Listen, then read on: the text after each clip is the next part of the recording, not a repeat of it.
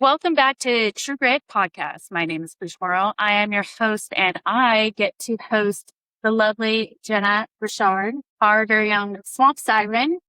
I can't believe you pronounced my last name correct. Not even being from Louisiana. I took 3 years of French in high school, so that set me up for success moving to the South and becoming it's so fancy. That's how I say it. That's probably what I picked up on. We've been part of some of the different organizations out here, so I bet that you pronounce it. That's where we met. Yeah. But yeah, you are my very first musician, right? That bring on singer, songwriter, like all of the things. So yeah, all of the things. Too many things sometimes. Yeah. Yeah. Confuses people. So I'm trying to stick to the music right now. The music part of me is going full force right now. So good. Yeah. That's really why I want to dig into it with you and see how that's been going. And I think probably start with a little bit of the backstory. What brought you into singing? Like, what was the inspiration there? And go from there. Okay. So I was born and raised in Louisiana. And my dad is from Pier Park, and that's a very, very small kind of Cajun bayou town in Louisiana. My mom's from Morgan City. They're about 15 minutes apart. And my dad's family is just very, very musical. And my cousin, his name's Don Rich. He's actually like in the Louisiana Hall of Fame. My grandpa is a musician. He plays the fiddle. He plays the guitar, sings. My dad played the guitar all through his life. And I just come from a very musical family on my dad's side. Now, my mom's side, not at all. No artists, no nothing, but they are a business owner. So that helps to kind of, just help me out just with kind of the business side of things a little bit more. And so I've just really been singing since I was pretty much a baby. Yeah, and I just couldn't shut up, really. I mean, my family will shut up. Because I would just literally sing all day long. And but I was from a small town, Morgan City, and there really wasn't a lot of opportunity there. There was no voice lessons. There was nothing like I was in children's theater, so that kind of helped me a little bit with opening up and like just kind of, a little bit of the stage presence. And I always joke, I would always get the part that had all the singing and no lines. I think I was just like a bad actor or something, but so I always thought that was funny. But so I would do children's theater, and then I did dance also in Morgan City. Thank God, because that really opened up that world of like, just like show business and showmanship and owning it and just like faking it till you make it and commitment. Like I always say, commit to the bit. So that was very helpful for me growing up. And then I ended up moving to Baton Rouge when I was about 12 with my mom. And that did open up a little bit more opportunity. So I took my first voice lesson at 16. Oh, okay. Yeah. And that was really, really great. That like, I learned what the mixed voice was. The mixed voice. Yeah. So you actually have three. So there's a head voice, a mixed voice, and then kind of a chest voice. So I had read up and I was using these and I was like, gosh, I can't hit these notes. Like why, what am I missing? And so finally when I took that voice lesson at 16, I mean, it just completely changed my life. And when I found that mixed voice, it just opened my voice up. And and I was just like, I like to sing and that's what I like to do. And I went to UNO, University of New Orleans, for music. Mm-hmm. And I didn't realize though that it was very jazz focused. Mm-hmm. But at New Orleans? Yeah. I coming from a small town, I'm like, what's jazz? I don't know what jazz is. Like I had never been exposed to that music. I mean, my mom's family they weren't very musical, my mom liked Blondie. She liked rock. She liked Van Halen. She liked, Motley Crue. Like that was like her thing. But like no one listened to jazz. I'm like, so when I got to UNO, I was just kind of like, jazz. Like I don't like that. I don't want to sing that. I just want to sing. So they kind of shoved it down my throat, and so I ended up not graduating in music from UNO. But in the meantime, I started working on Bourbon Street.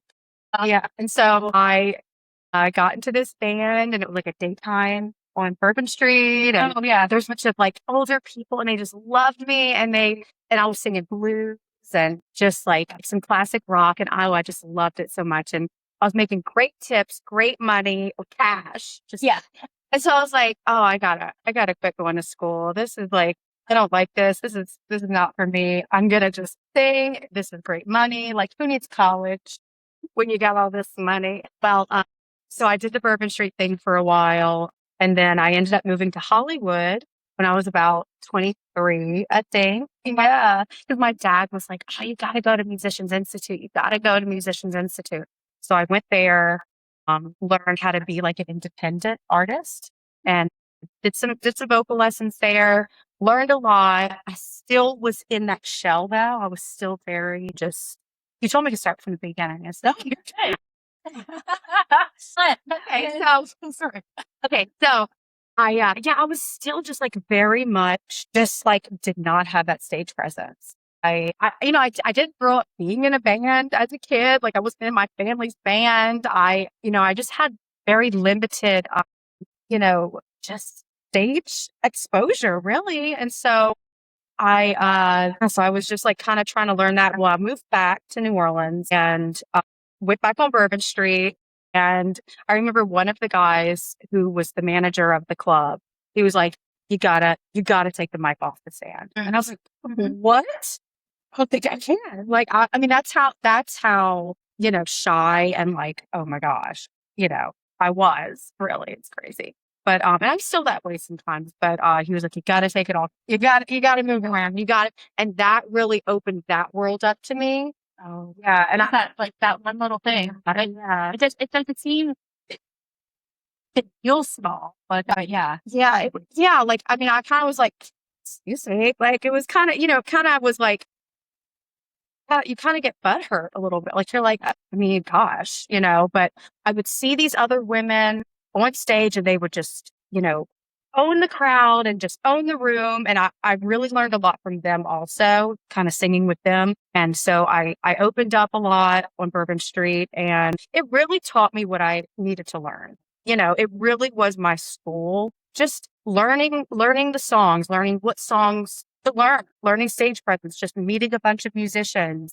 Some people look down on the Bourbon Street thing, but I really needed it. Yeah, I really, really did. And so that was really, really helpful. So yeah, so pretty much since then, I've just been in like wedding bands and, really loving that and, even loving it more now than I ever have. And I love the audiences and I just love singing and I love entertaining. And then I decided, that I wanted to record. Yeah. Well, I think like, this is such a fantastic area. It's such a great grouping, I guess, of different genres and different talents. Like it's amazing to see the transplant that moved out here. And, I think there's something just so special out here too. I grew up in Southern California and I like around Hollywood and I was in Thailand. Yeah, I've even been extras in movies. Yeah. So it's like been around that, but it's like, I don't know, there's definitely a lot of talent that's out there, but they're just so there's a maybe like a desperation like that. Oh, look at me. Yeah. And I feel and I was never like that. Right. And I still am not. Yeah, and so I wanted to I was gonna go a different direction with that, but I was gonna ask like what was that something that may have like you felt that? Felt where I told gosh, yes. Oh yeah, I hated it. I hated every minute of it. Yeah. Yeah, I was very lonely. I was like, what? I mean, I was like 23.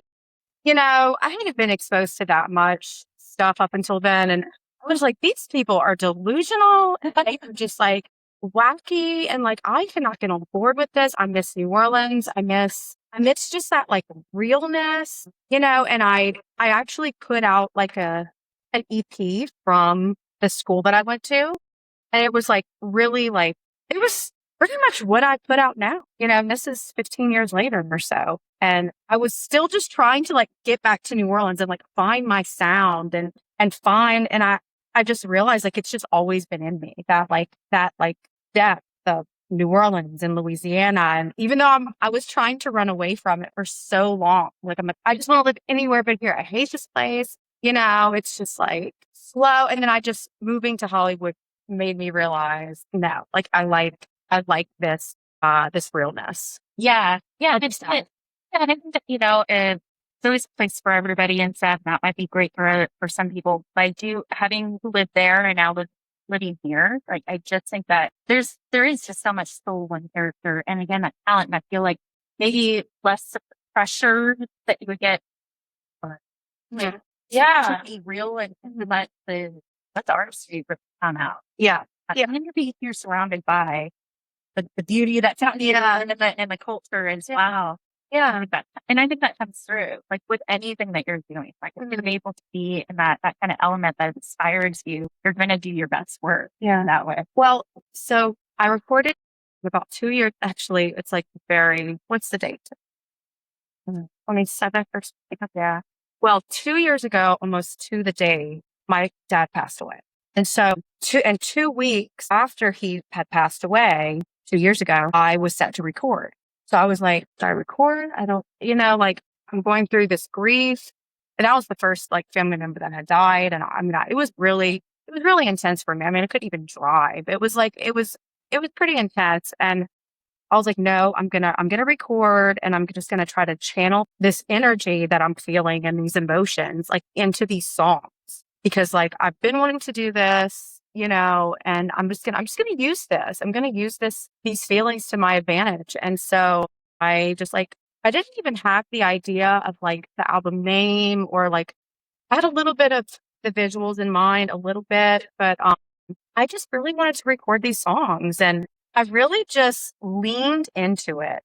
Like I leaned into the feelings of these songs and my dad's, like he grew up in the same place here apart for his whole life. I mean, he lived there his whole life almost. And I don't know, like, I guess maybe I was trying to get closer to him by really like leaning into that like side of me, Right. that like, Well, it's like a connection thing. yeah, it's just like, yeah, that small town, that like swamp bayou. Him and my grandma lived on Lake Verret while I was growing up, and there was a bar across the street from them called Chili's, and they would play music all night, and it's just in me, and I never realized it. I never like appreciated it until he died, and it was really just like this is the direction I want to go in.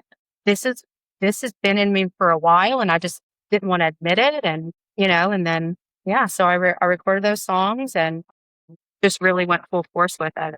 Yeah. And I think that you've been doing a phenomenal job getting out there and promoting it as well. Like you said, that's part of that's the grittiness. It's just like, it's one thing to be, I want to be a singer. I want to a client or even just like have it be a really good side income, whatever the vision ends up being for the person, but it's like go and market yourself. It can't just be like, oh, I'm just going to put this out here and then hope that I get discovered. It's been freaking wild.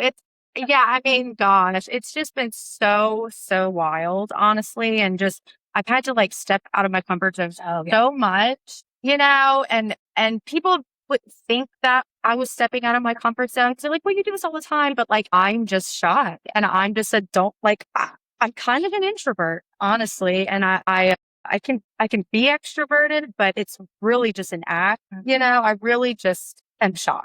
Yeah. So putting these like videos out or like, hi, I'm Jenna and look at me. And I recorded this album and you should listen to it. Like, that's just like very, just not really natural to me. And so, but I know that that's what it takes. Yeah. And so like, I've just been like, you know what, you're feeling this fear, you're feeling this ick, but just like, F it, you just gotta like do it. If this is what you want, you just gotta do it. And that's kind of, yeah, I say F it, YOLO. Like, I F it, YOLO. That's like my thing. Like when I start getting in my head, I'm like, stop, just go, just do it. Yeah. I mean, if you're not, I don't remember some of the quotes around that, but it's like if you're not feeling fear, you're not pushing yourself. Yeah.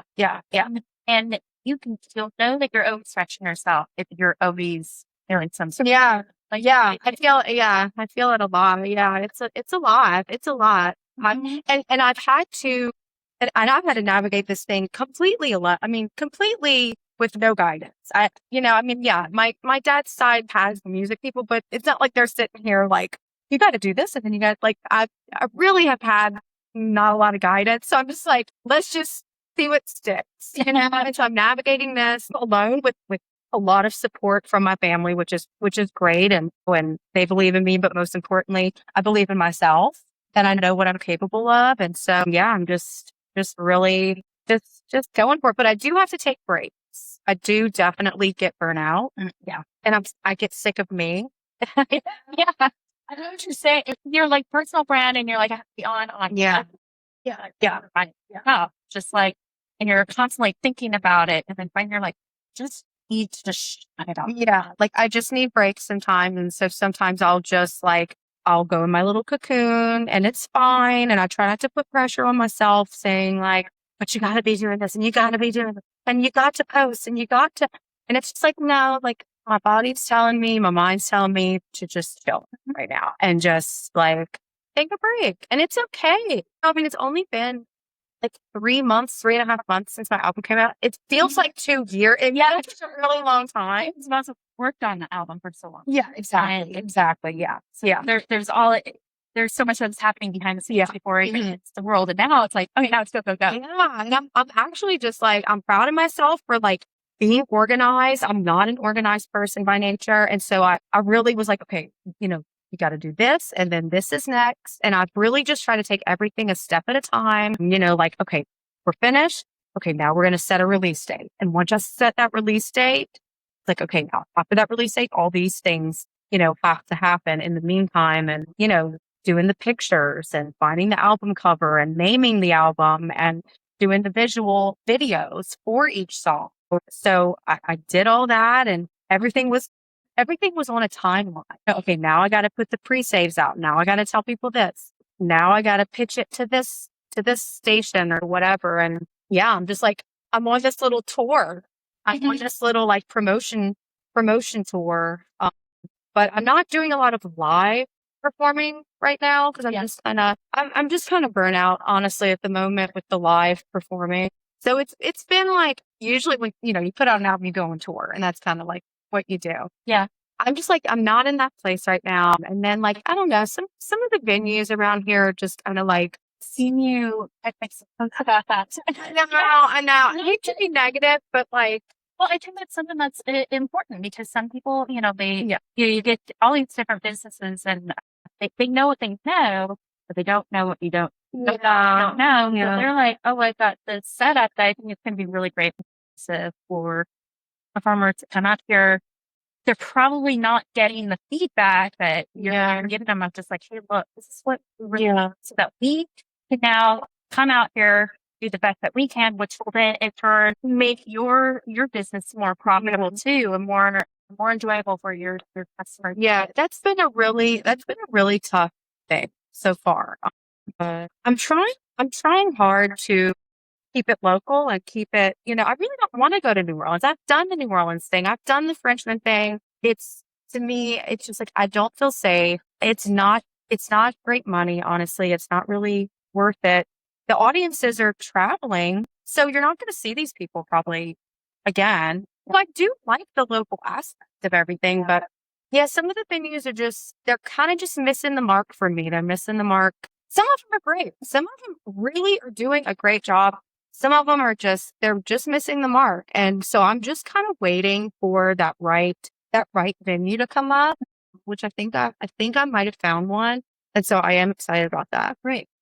Well, in case we do have people listening and watching that have businesses like that, what would be your advice? Like, what's some of the top things on your wish list? Whatever you are going to go for? Yeah. And so if you want live music at your venue, I would say make sure that you have a dedicated space for it, like a good space that, faces the audience and,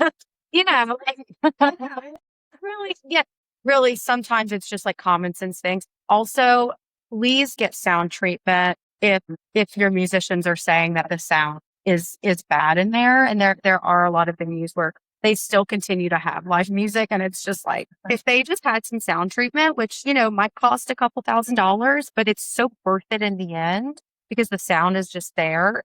That's huge to musicians. Also, budget. If you can just find it in your budget to make sure to negotiate with your talent and your musicians and whatever, and make sure that everyone's happy and everyone, it's a win-win. Yeah. I'd say that's very important. Also, I think that you should hire somebody to scout your acts and make sure that they are up to par and that they are worth the money and they're at a good standard. And one more thing is, this is almost more important than all of these, is that either you or in an ideal world, you can hire someone to do your social media and your promotion. Yeah. Because I just see so many times where there is just zero marketing, zero promotion, or they'll like promote the day of, which we all know the algorithm is not going to. I know. 3 days later. No. Yeah. So it's so important to make a Facebook event, pump it a month before, 2 months before, and then every week, by the way, these are our dates. These are the people that are going to be here. I mean, it's very, very, very important. And it's a win-win for everybody. Right. Well, because musicians can only grab so many people, but you as a business, you have a big voice. And so you have a big platform and, use it, because if you don't, we're all going to lose. Right. Well, I mean, and this is a great example. Like I sat here and I meant to open this up by explaining why we're in workout clothes and everything. Obviously, like, besides the fact that like a True Grit Fitness and stuff, but we did a promo video beforehand, working out, grabbed some weights and stuff. And so it's like, let's do the podcast right after that. But good thing you can't smell. And it's like, oh, well, that's like side though. I didn't realize on my team when I moved out here, it was so lovely that pretty much everybody wears like cologne. It's like you have to. You have to. But it's like, I think I just make that like it's like we're sweating, but we're sweating. And I don't know.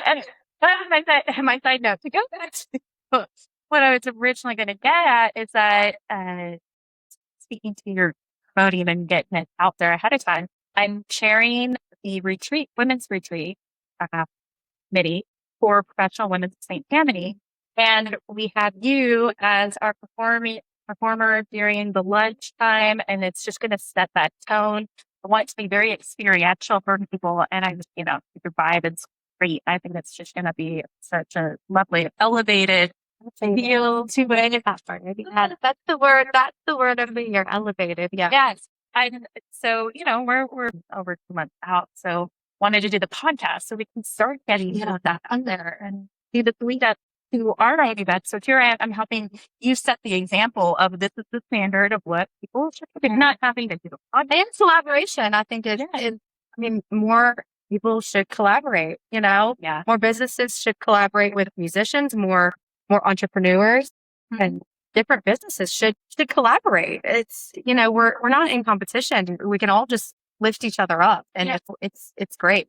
Well, and you've got your genre of music. I've got my niche when it comes to who I like to work out with too.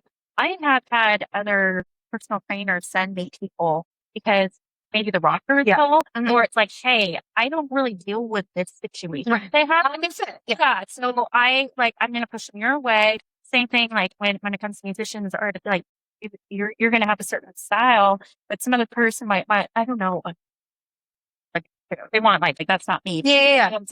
Right. Vice versa. Yeah. You can't please everybody. You can't be everything for everybody, and that's understandable. I mean, the Rich and Love that's going to be performing at Professional Women's, we do country. But if you tell us, look, we don't like country, then we have a full set list that's cohesive. That we can not play the country, and we can kind of cater, which is nice. But it's still, we're playing what we want to play, and we're happy with what we're playing, and also we're satisfying the client and the audience, and we're not the kind of we're definitely not the kind of duo that's like people are like and we're like, no, we're not like that. Like, we're not like, send us your requests. Like, we're not, and some bands are like that. Yeah. We're not. But, I feel like people hire us because they like what we do. They trust that we're going to cater to the audience and that everyone's going to be happy and people are going to be, dare I say it, entertained, because entertainment is still important at a party. Right. And at a gas, it really, really is. Yeah. Have you ever been to a party with no entertainment? It's bad. It's so bad. It's so boring. It's so bad. I'm like, okay, happy birthday to you. Now what? Yeah. Now what? I've already eaten. I've already drank what I want. Now what? Yeah, it manages the energy. I mean, we can put on like slow jazz and then everybody like have like this mellow thing, or we want to really wrap it up, like it's going Yeah. what kind of vibe? Yeah. It's just that tone. Absolutely does. Yeah. And the banter and the, just the smiling and the energy and that just everything. It's so important. I love, and especially with like the weddings. And that's really what I love about the weddings is like, people are just like there, like they're just right in front of you. And they're just like, we're here for whatever you're going to give us. Like, we're here. And I'm just like, I just love it. And I'm always just like, oh my gosh, like, thank you for giving me this gift that I just get to entertain these people, just get to give them like just a night to remember and just like the energy. And like, I mean, you even like go home and you just still feel it. You feel the bass, you feel the joy, you feel people's energy and it sticks with you. It really does. Yeah. Yeah, I'm still feeling. I had a gig on Saturday, and I'm still feeling it on Monday. So yeah, crazy. Oh, it's awesome. I was going to ask. So that was something that stood out to me, right? Because I was at one of those meetings, one of the local business meetings, or where the first time I got introduced to you, and immediately the name caught my attention, like Swamp Siren. I was like, what's this all about? Where I feel like partially self-explanatory. However, like where'd you come up with it? Well, my best thinking always comes when I'm falling asleep. I think that I don't stress about the day. I think of creative things when I fall asleep. And I was just like, what am I going to name this album? Like, what is going to be a good name? And I had two names in mind, and it was Bayou Soul and it was Swamp Siren. And I said, okay, let's think about Bayou Soul. Like, let me Google it. Let me make sure that it's like not taken. Yeah. Come to find out, of all people, Don Rich, my cousin, his album was named Bayou Soul. So I was like, my hands back. So Swamp Siren it is. And I did a little, focus group. I'm just kidding. I did you got friends? Yeah. I did to my fiance and like, maybe I like that, and I felt like it was like, just like an ode to the roots and an ode to where I'm actually from and where I really spent a lot of my childhood, adolescence, and, which it's like, that's who you are, whether you want to like hide it or you want to be a different person, it's like, you are who you are. You're still that kid and you're still that like, it'll just always be in me. Yeah. I think it's cool that you brought that up through these different, whether it's an identity crisis or even like your glow ups and all that. And I've wanted to get more, or I haven't gotten more into identity work with my clients. And really what it comes down to is like, it's almost a returning to who you always have been. Yeah. And then finding that kid, that adolescent, like where that fire is really going for you before everything can't think that. Yes. And then bringing it back, but then like not like taking all of the wisdom and experience and now just being able to amplify like that person. So that brings up something for me. So when I was brought up in Morgan City and stuff, I mean, I was like student of the year for the parish. I mean, I was like on top of the world. I mean, I was popular, my friends.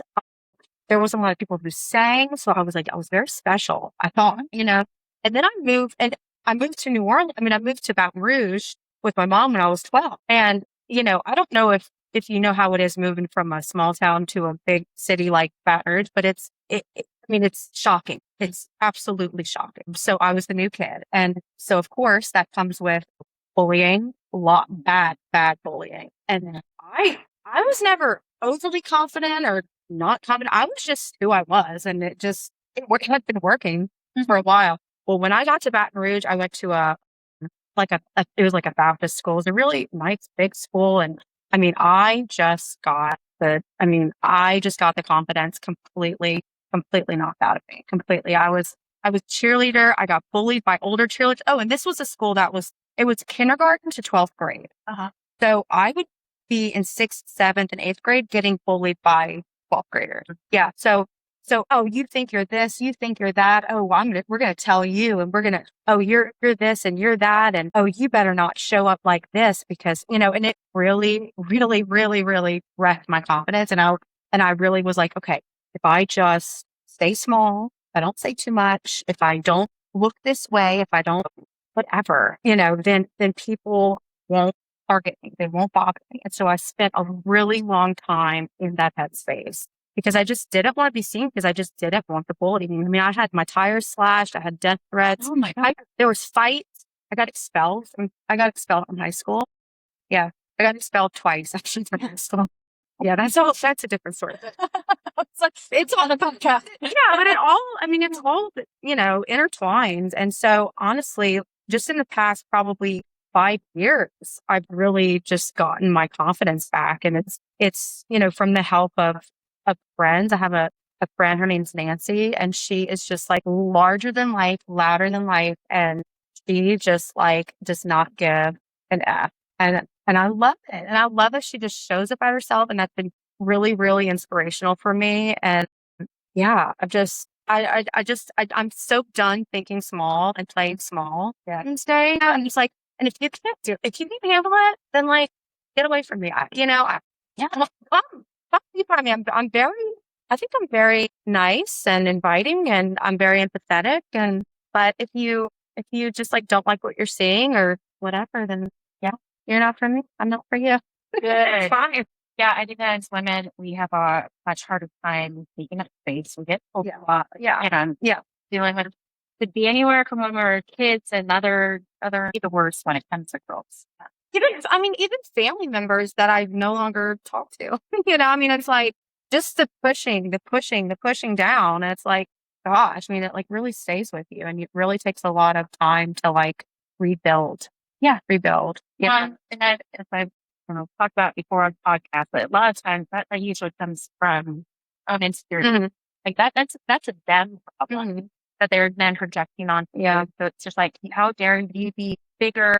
Yeah. Because if you're taking up space and you're being confident, and you're going to outshine me, and I can't have that. You don't realize it when it's happening, but now I see it. Now I get the clues, and I'm like, okay, they're trying to push me down for some reason, and so I'm just going to like leave this situation and not let it affect. Yeah, obviously like, you're growing. You're a personal brand, so there's a lot of you that you have to put out there, and then have that thick skin of we're just going to be maybe. A little shitheads and everything. Just be like, oh, great, incredible.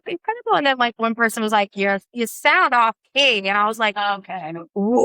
And I'm like, listening to it, I'm like, okay. And I'm like, I'm like, what am I going to say to them? And I'm like, okay, this is, it goes both ways. There's a yin and a yang, and there's a dark side and there's a light. And yes, but you gotta be so ironclad, and you gotta know yourself so well to know that's not true, or like it might be true, but like I don't care.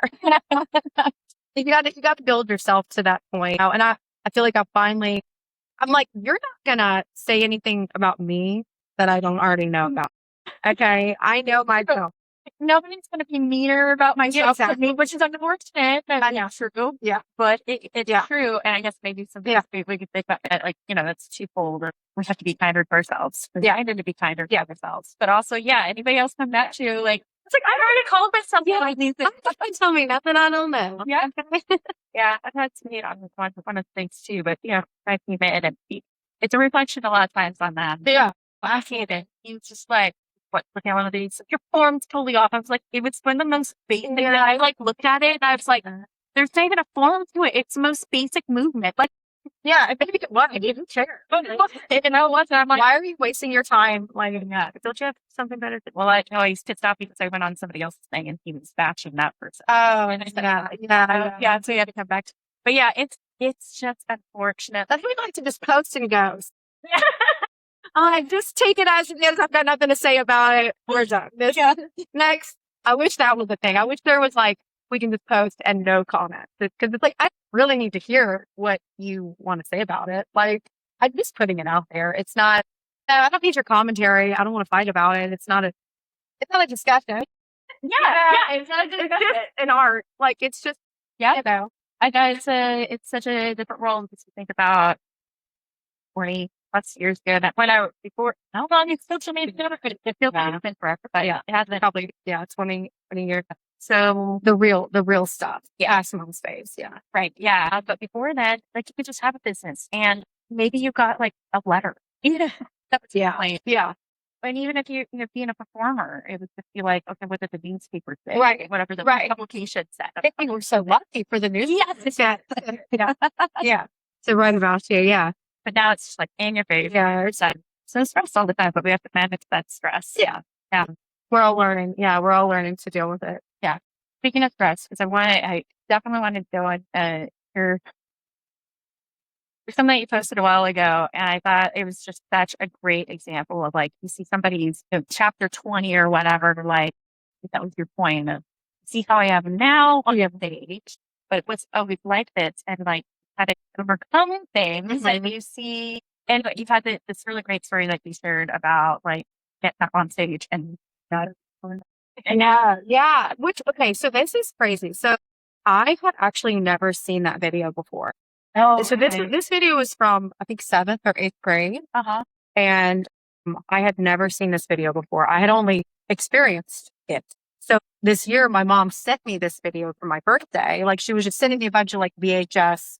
This is on the camcorder, okay? It's just like, she's like sending me all these videos. This is so funny. Like, blah, blah, blah. I watched this video and I bawled crying after I watched it because I was just like, I don't even know why. I don't even know why I bawled, but it was like just this like visceral reaction. So I'll explain the video. So I was in like a school talent show or something like that. So I guess the whole school was there. Come to find out, I just remember seeing my class in front of me. So that's my experience. I just was seeing my class, but yeah. So up until then, I was kind of doing like little talent shows here and there, and like whatever. And I think I must have had it happen to me before, and maybe someone in passing was just like, "If it stops, just keep going." I mean, it wasn't like a serious thing. Yeah, that people were telling me. So it ended up, they called Jenna, and they probably pronounced my name wrong, which is usually what happened through my life, and that's why I actually changed my name to a different name. oh right. Because so that's a different day. But anyway, so they started the music. It wasn't the right music. It wasn't even the right, like, it wasn't my song. So I was like, okay, I'm standing there, and I'm like, I probably blacked out at this point. And that's how, like, intense it is. Yes. When first of all, I'm very nervous to be on stage anyway. Yeah. Then the wrong music came on. Like, oh my God, my heart is in my stomach. Okay. Then it came on. I think I started singing, or it was the lead up, and then it cut off again. So then I'm like, okay, completely. And remember, this is the school kindergarten to 12th grade. So like whole school's there, whole everything. And I'm just like, oh my gosh, like what is even going on? Okay. So then they put the song on again. I start singing. I'm like maybe the first verse or something. The music cuts off again. So I have two choices. Like, it's like, do I want to stand here? And I mean, I don't even know what I was thinking at the time, honestly. I think I just surprised myself so much that I just kept singing this freaking song a cappella. And, I mean, in my opinion, I nailed it. And I stayed in tune. I just went for it. And so I guess it was a fight or flight, or with like just adrenaline or whatever. And I was like, I'm done with their BS. Yeah. Up there in the rafters, whoever is like in charge of this, I'm done with them. And I'm just going to sing this freaking song. Yeah. Because I can stay in tune. And, I think people started like clapping along, and yeah, I'm sure I blacked out. I mean, I'm sure I don't even see how I even remembered the lyrics, to be honest with you, because that's how probably intense that moment was for me, of just like embarrassment. But like they say, the show must go on. And I'm just, did it. Yeah, I just did it. But it was just crazy, the reaction I had as an adult. That was the craziest part to me, was that reaction that I had when I actually saw that video for the first time. Was like, I was just like, why do I feel this way? Why am I crying like this? Yeah. Like, what is it? Is it, am I proud of little Jenna? Do I feel like I've come so far? What if I still don't really know, honestly. I think it was just like, I've just been navigating this world, this, this music world alone for so long. I mean, and yes, look, I've had support, but not musical support so much, like musical know-how or like, you know, the, the ins and outs of the music business and, things like that and the ins and outs of entertainment and stage. And so I feel like I was just maybe proud of myself that, like, gosh, yeah, I, I had it in me, like it was natural that I was just like, I'm just going to keep going, Yeah. Yeah. Before we started recording, I was like, all of a sudden I blinked on what grit means. I'm like, I should know what, but I just remember that like, it finally popped in my brain. But yeah, it's where grit or perseverance meets determination. Yeah. It's just like, you just keep going. Yeah. If you're determined to do this, I'm just going to keep on going. That's hard. It's just always been in me. And I guess I didn't even realize that it just has always naturally been in me because I've just like fought so hard to kind of get to this place. And even still, like I still get nervous. I still black out. You see me at the meeting. I mean, at the meeting, oh look, don't even get me started on public speaking.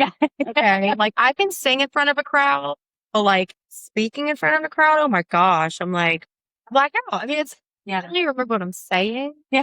I don't remember. I can't see anyone's faces. They're all just blurry to me. I mean, it's so ridiculous. I don't know why I'm like this. I know. It's just that I think it's such a natural thing, and that's what's really hard about it. I mean, you're an entrepreneur, and no different from anybody else out there as far as like the business side. Do you see the guys that are just like, hey, everybody, and I'm, and they're just like, oh my God, they're so comfortable, and I'm like, how are you this way, and I cannot be this way? It's like. Well, it's so annoying. There's been I hope you guys don't take offense to this, but it's partially true. Like I wish every woman had as much confidence as a mediocre male. I know. It's not so bad, but it is very like there's people that can get up there and they just don't have like they just got this confidence about them, and we're like, who are? Yeah, why are they so confident? They just don't care. They just don't care. They're like.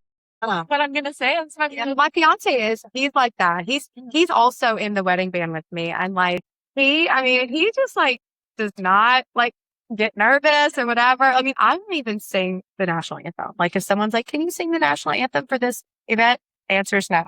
He's like, "I love to sing it. Let me sing." You wouldn't get nervous? He's like, absolutely not. I'm like, I just would be so nervous, and like no, I couldn't do it. Because it's a song that's on such a pedestal, and that's like you gotta nail it, and you gotta or people are just gonna eat you alive, and it's like no thank you, no thank you. Maybe I don't know. Maybe if they invent like a miracle here first, the anxiety and the stage fright, but yeah, I know. Yeah, I've been having to work through it myself. I get it. I've got a crazy background of all the different things that I've done and really like string sports and then I was even in public office and stuff and so like the public speaking. Were you there? Yeah. I saw it. I was like, is that a joke? That's amazing. Wow. Yeah. Cool. So yeah, before I moved out here, but yeah, I've done a whole podcast stuff. But yeah, so I've been in public office and all that and sometimes you forget what you've been able to get. Yeah. Like, you were able to go up on stage in 8th grade and freaking nail a song. Yeah. And it's like, you have to like sink back into those moments and be like, oh yeah, I've been here before. I can do this. I got this. Okay. Yeah. But it's like that exposure therapy too. Yeah. It's like having everything go wrong and still seeing yourself come out the other, whether you do good or bad, the fact is you still come out the other side. It's even that much better when you Yeah, I mean, that's a lot of kind of what I lean into is like, I've really had some crappy things happen to me on stage, to be honest with you. And so like, if I have gotten through those things, it's like, I mean, there's still awful things that could still happen to me on stage, but like, I've gotten through a lot of, I mean, like I've forgotten lyrics, where I'm just like, I don't know, deer in the headlights, I mean, literally just deer in that, like, I don't know the song. I can't think of the lyrics. So, do y'all want to end it now? Or like, I'll just start making up words or, and then like on Bourbon Street, I remember I always tell people in my bands, I'm like, if you need to say something to me, like if you need to reprimand me, if you need to like say that I'm like the worst person ever, just say it at the show. Please. Oh, Because if someone says something to me on stage, like one time this guy like called me on stage on Bourbon Street, even recently, like it's happened, I just freeze and I, want to cry. And singers know you can't cry and sing. It's very, very hard to cry and sing. no, yeah. When you get that feeling, that love, so it tightens and you really just cannot sing, So I always just tell people, like, please just wait till after to reprimand me. Please just don't tell me anything on stage. Because once I'm in that headspace, I'm ruined, like, let me just give you one example. The wedding band was at an event for a car dealership. And it was a really big event. And we thought it was like one specific car dealership. Well, so we were like, thanks for having us at say it's Honda. Thanks for having us at the Honda event, blah, blah, blah, blah, blah, blah, it's Honda, blah, blah, blah. Well, when we were like going on the break or maybe before then, this guy just like comes up. Thank God he did not come up to me, but he starts yelling at Beyonce. He's like, not a Honda event. We're in Honda. It's all, and my fiance was like, I am so glad that he did not do that to you because I couldn't have gone off. I would have had to stop singing. We would have had to go to break or I would have just been out of commission for at least 30 minutes. Yeah. Like process. Yeah. Because like I just cannot get yelled at. Yeah. And singing, it's bizarre, but yeah, well, I get that. Like, I've had things that just kind of throw me and I'm like, I'm trying not to think about it. Yeah. My brain's here. Yeah. That's the thing. And I'm trying to navigate. Yeah. Not just in regular conversation. Like, I didn't talk about it. So, but yeah. And I'm like, I know. It's like you just ruined me for the next 30 minutes. I'm gonna go to the bathroom. And sometimes, I just actually had to do that.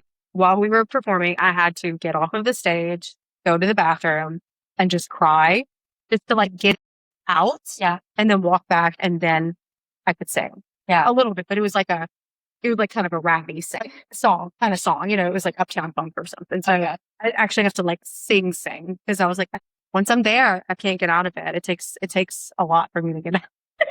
I'm too sensitive, I guess. Hey, it makes the music that much better though. Yeah. I need that passion and the emotion. I mean, imagine trying to do this without even. Yeah. So it's a blessing and a curse. It is. I know. Sometimes I think about too much. Like I'm too much in my head. Like, what are they thinking of me? Or am I singing this right? I've got to stay in tune. And I'm like, Jenna, stop. Think about the song. Sing the song. Like, get tell the story. And I have to really switch those in my brain a lot because I will get into my head. Or my armpit sweating, or anything, hair out of place, whatever. I mean, you can because some people. Audience members will literally just be like, "Oh, it's marching, yeah," and I'm like, "Okay, shit." But it's crazy is that's the person that's going to come up to me at the end and be like, "You were so great," and I'm like, "What? You thought I was?" So funny. It's just like their emotions just won't come out through their face. Yeah. Others like me, where my emotions won't come out. Yeah. Like. Going when I was on public office, I was like, I need Botox. Yeah. People are talking to me, and I need them to not see that.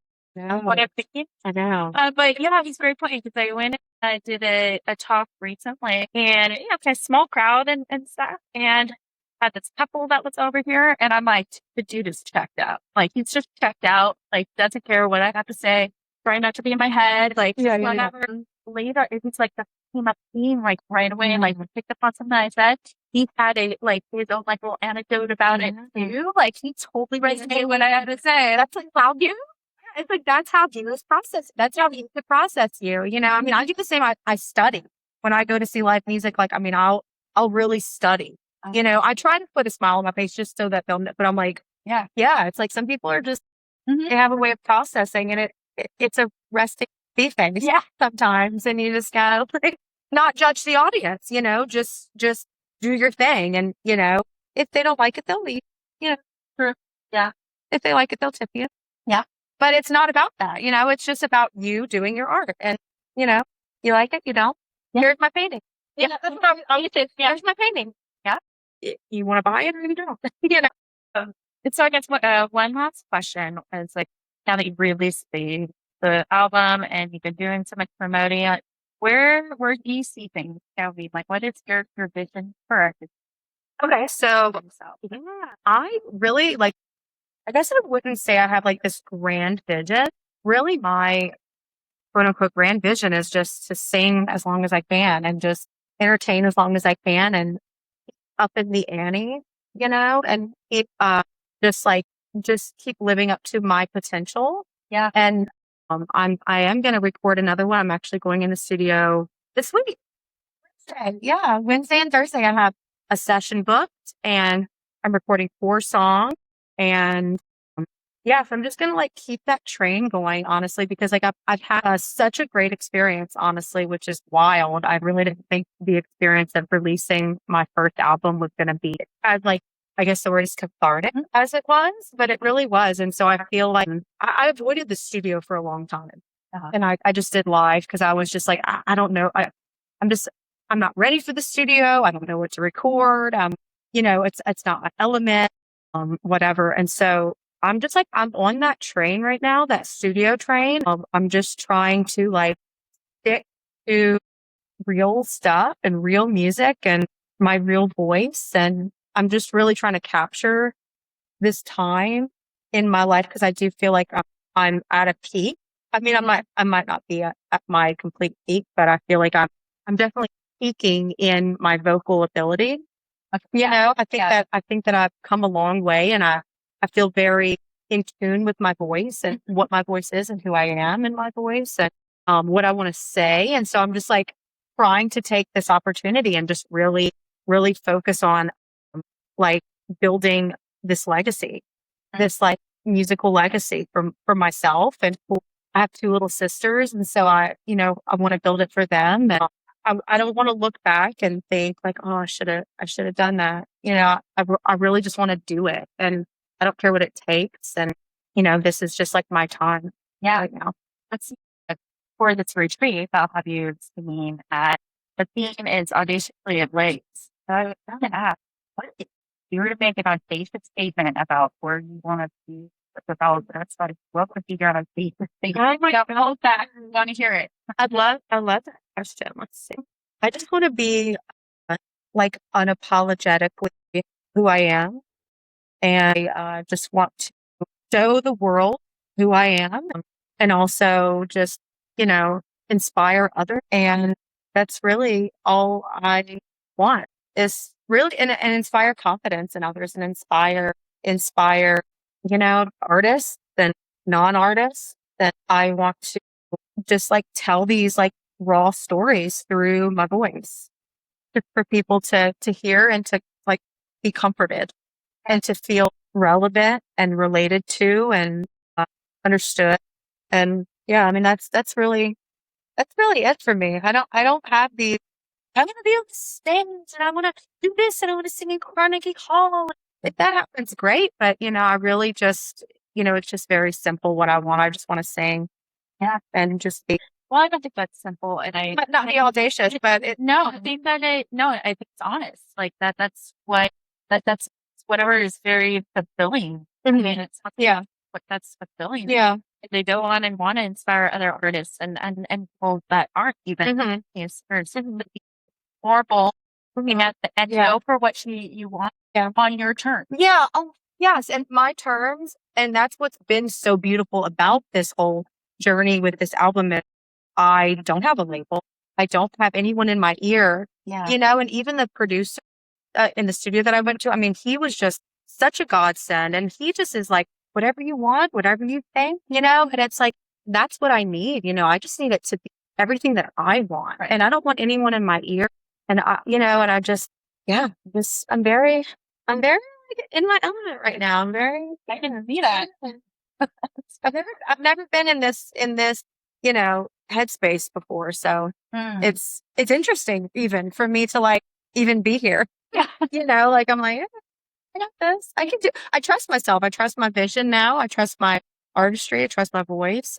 Yeah, it's a good spot to be in right now. Yeah, there's a coach that I follow, a speaking coach, and the one thing that she said was that nervousness is just a lack Yeah, of nervousness. yeah, And so having that like that's where your confidence is at. Because like you said, rehearsals help. yeah, Which a lot of musicians don't want to rehearse. Rehearsals help with the nerves for sure. yeah, getting out there, practicing what you're gonna do. Yeah. Not paid, unfortunately they're free, Yeah, it's a work behind the scenes. Right, exactly. Yeah, more like that to lessen the nerves is definitely, yeah. Because as musicians, sometimes we're like, oh, we'll just wing it, but it's like, no, like I'm not a wing it kind of person. We gotta like make sure this is down so we can give the best performance. Yeah, Oh, for sure. Well, yeah, this has been a fantastic interview. I love that it's great flow and your energy's great and the stories were wonderful as well. So we'll end it with you sharing where people find you. Okay. Yeah. So I am on Facebook, Jenna Richard. I am on Instagram, Jenna Richard _music. I'm also on YouTube. It's just kind of a fun thing on YouTube. And then I have a website, jennarichardmusic.com, where you can purchase merch, and the merch, pretty much fuels the next album for me. So if you want to purchase, I got some hats, I got some cool shirts, cool totes.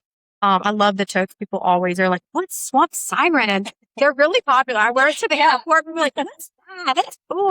So you'll get a lot of attention. You can also buy my physical album on my website. And I am also on all streaming websites at Spotify, Amazon Music, Apple Music, maybe YouTube Music. I was able to pull you up on YouTube. Yeah. Review that promo stuff. Yeah. So yeah, you can find me all those places. I'll put you in the show notes too. So Okay, yeah. I'll be tagged in there as well. And we'll put little the music in there. Yeah. So yeah. That's when we but anyway, yes. Thank you so much for coming and playing, and we're looking forward to having you at the retreat as well. But thank you so much. Thanks, Kalish. Appreciate it.